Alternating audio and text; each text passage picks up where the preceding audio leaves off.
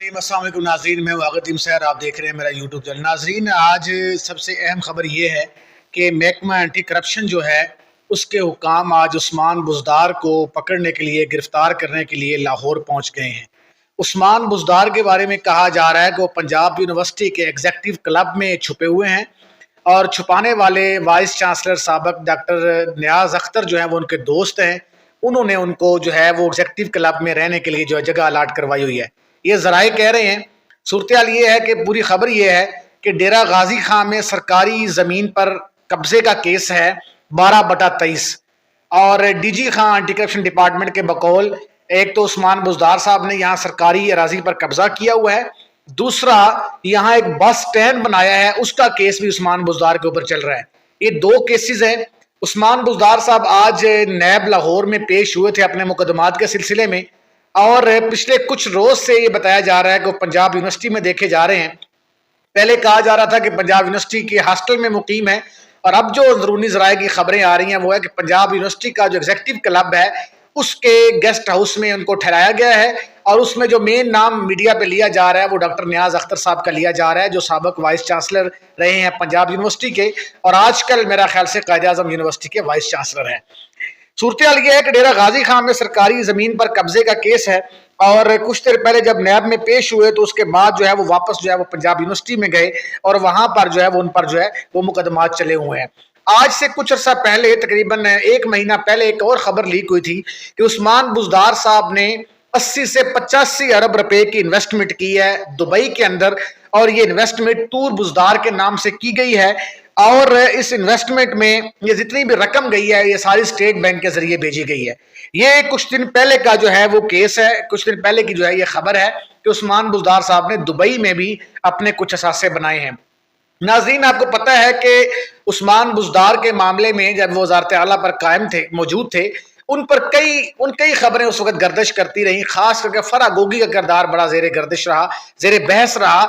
उसकी वजह यह है कि कहा जाता है कि फरा गोगी पंजाब की उस वक्त असल चीफ मिनिस्टर फरा गोगी थी, जो बुशरा बीबी की दोस्त थी और उस्मान बुज़दार जो थे वो फरा गोगी के सामने कठपुतली का किरदार अदा कर रहे थे। जितनी भी ट्रांसफर होती थी, जितने भी पंजाब में तबादले होते थे, कोई किसी ने डीसीओ लगना है, किसी ने एसी लगना है, उसकी बाकायदा एक कीमत मुकर्रर की गई थी। उस्मान बुज़दार साहब वो पैसे वसूल करते थे। वो पैसे डायरेक्ट उस्मान बुज़दार के पास नहीं आते थे बल्कि उसमें फरा गोगी भी मुलव्वस थी और उसमें जितने दरमियान में सहूलतकार थे वो सारे मुलव्वस थे। यानी 25 करोड़ रुपया दे और डीसीओ लग जाए, 15 करोड़ रुपया दे और फलां का एसी लग जाए, ये सारी खबरें जेरे बहस रही।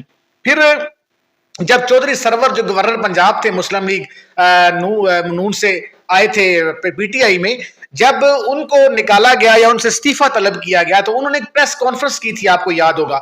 उस प्रेस कॉन्फ्रेंस के अंदर चौधरी सरवर ने बेतहाशा इल्जामात लगाए थे और उनका कहना था कि 3.5 साल में उस्मान बुज़दार ने पंजाब में अजब करप्शन की गजब कहानी जो है वो रकम की है। और हम जब इमरान खान साहब को बताते थे कि उस्मान बुज़दार साहब जो हैं वो इंतहा की करप्शन कर रहे हैं और सूबा पंजाब को तबाह कर दिया है, तो इमरान खान हमसे नाराज होते थे और मैं बीइंग ए गवर्नर मजबूर था कि मैं खामोशी इख्तियार करूं। आपको पता है कमर बाजवा के साथ उस्मान जो इमरान खान का इख्तलाफ था उसके सबसे बड़ी वजह उस्मान बुज़दार था। जनरल बाजवा और एस्टेब्लिशमेंट बार बार इमरान खान से कहते थे कि आप पंजाब जैसा बड़ा सूबा जो पूरे पाकिस्तान का दिल है उस पर उस्मान बुज़दार को मुसल्लत करके आपने पंजाबियों के साथ जुल्म किया है। पंजाब जैसे सूबे के लिए कोई बहुत मुतहर्रक और एक्टिव वज़ीर आला जो है वो होना चाहिए था, जो वाकई जिसके पास एडमिनिस्ट्रेशन की पावर होती। लेकिन उस्मान बुज़दार, जाहिर है कहा जाता है कि बुशरा बीबी कहती है जी मेरे तवीज़ों से ये पता चला है कि उस्मान बुज़दार वज़ीर आला, यानी एन से उसका नाम शुरू होगा और वो वज़ीर आला होगा, लिहाजा उस्मान बुज़दार को वज़ीर आला बनाया गया और बार बार ये दलील दी जाती रही कि उसके अपने घर में बिजली भी नहीं लगी हुई। बहरहाल ये अजीब व गरीब किस्म की तावीलें जो हैं वो घड़ी जाती रही। आज जब एंटी करप्शन के हुकाम जो हैं वो उस लाहौर पहुंचे हैं पंजाब यूनिवर्सिटी में और 1 घंटा तकरीबन गुजर चुका है और वो पंजाब यूनिवर्सिटी में उस्मान बुज़दार को ढूंढते फिर रहे हैं। शायद उस्मान बुज़दार साहब कभी हॉस्टल में छुपते हैं, कभी एक्टिव क्लब में छुपते हैं, लेकिन हालात जो हैं वो बहुत कशीदा हैं और देखिए आगे क्या होता है। लेकिन ये सच है कि उस्मान बुज़दार का दौर पंजाब के अंदर एक ऐसा दौर था कि तारीख में इतनी करप्शन और तारीख में इतना जुल्म पंजाबियों के साथ नहीं हुआ जितना उस्मान बुज़दार के साथ हुआ। ان کو اس لیے مسلط کیا گیا کہ وہ بیکورڈ علاقے سے ہیں، وہ تونسا شریف سے ہیں اور وہاں کا ترقی کی جو رفتار ہے وہ بہت سست ہے، اور عثمان بزدار ایک غریب گھرانے سے ہیں۔ سچ یہ ہے کہ عثمان بزدار اور فرا گوگی اور بشرا بی بی یہ تین کردار ایسے ہیں کرپشن کے حوالے سے پنجاب کے اندر اور وفاق کے اندر، یہ دو تین نام جو ہے ہمیشہ زیر بحث رہیں گے۔